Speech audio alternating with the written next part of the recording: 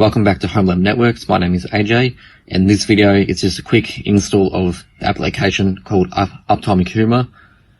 It's just a monitoring system for your servers, just giving you information if they're up and down. You can set it for notifications.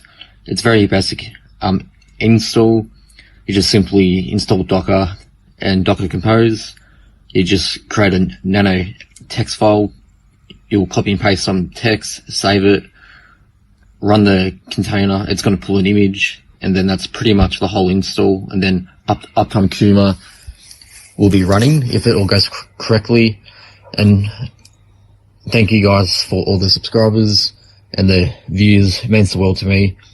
And I hope you enjoy the videos. Let me know if you do, or what I can improve. And I'll see you guys in the next video. Thanks a lot, everyone.